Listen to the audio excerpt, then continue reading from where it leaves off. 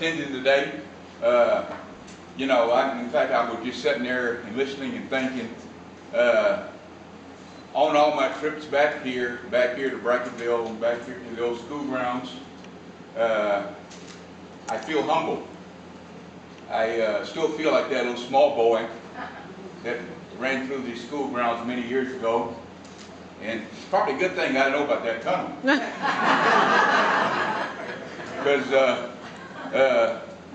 I kind of love exploring, and no doubt about it, I would have found my way into that tunnel.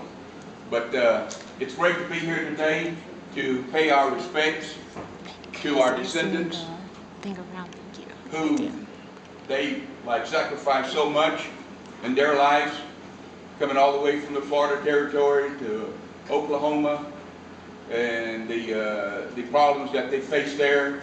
Then they had to leave there, and thankful that the Mexican government accepted us going into Mexico and to build our homes there. And where today we still have people that live in Mexico. And I think the sacrifices that they made in their lives for them to be free, to live as freedom, and the accomplishments that they made that we all are sharing and enjoying today. The freedom in this state, this community, this country, that these men, you know, we often just mention the scouts and what they did, their accomplishments, but you have to think, behind them were wives and mothers that also made a lot of sacrifices also. And they're often, it's not mentioned about the things that the women did. You know, they didn't go out to the battlefield. They stayed at home at the battlefield and maintained things there and kept things there running in order. And so I think we should show some respect also to our women that kept our families together, raised our kids. Me, I was raised by my grandmother right up here on this hill. And she was a strong, small woman. I mean, I'd like to say she was short in size and stature, but in spirit and character, oh man, she reached the ceiling. And sometimes, come times when she needed to show it, she would definitely show it. And so I think the attitudes and the traits and traditions that we receive from our mothers and our grandfathers, our mothers and our grandmothers, should also be respected. This is a wonderful history and a tradition that we all share, and that we all share with everyone here in this room today, everyone here in this building. We all share this together because, after all, you go back far enough, we're all brothers and sisters. I don't care what color you are or where you come from in this world, we're all brothers and sisters. And I've been all around this state and this country in my life and career, and it's always, no matter where I go in the world, the things I do, I always can picture or keep in the back of my mind how things are here in this small community here of Brackettville. And this is a very unique place. The people here are very unique. And I'm proud to have family and friends here that I've known all my life.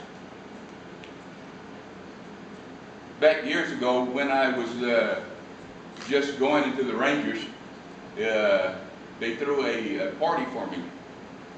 I worked at an office there in San Antonio where I worked criminal intelligence.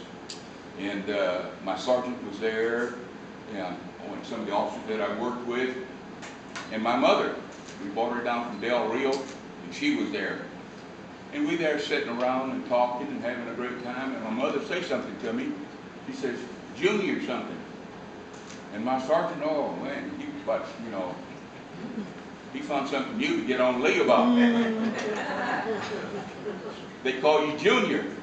And I stopped him there in his tracks there, pretty much. I said, yes, some people call me Junior, but you haven't known me long enough to call me Junior. So there are some in this room that know me long enough, but don't try to pick it up if you're, if you haven't known me that long.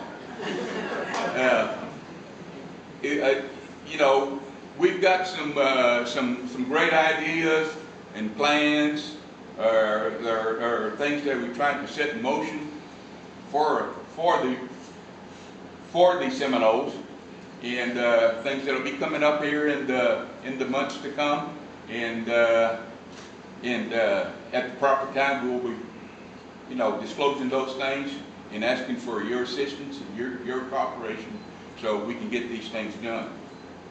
I think it's high time that we as Seminoles, and I think we should always think and refer to ourselves as Seminoles, because that's our history.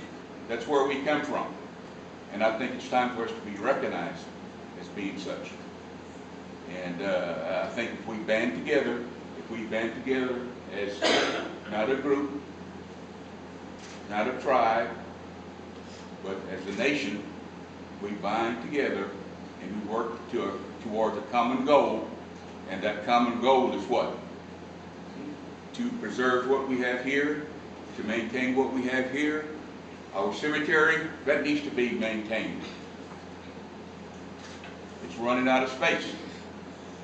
It's running out of space. It needs to be maintained.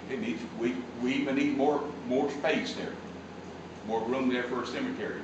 So that's things that we as a group can focus on and work towards those goals, so we can have those things for our people to come in the future, and not just for us today, but for our children and especially our grandchildren, for the generations to come in the future. So I'm not going to take any more of your time. I enjoyed being here today. I think it's a privilege to be here to visit with everyone today, and I'm going to voice what you've heard before here. Before you leave, we'd like to, receive your donations. Anything will be, of course, helpful and beneficial to our association. Thank you for your time. And before I sit down, I always like to give people the opportunity to ask a question or two, because I hate for someone to go away and have a thought in the back of their mind, well, I would like to ask them a question about this or that, but I didn't get the chance to. Does anyone have a question? That's good. You're on a great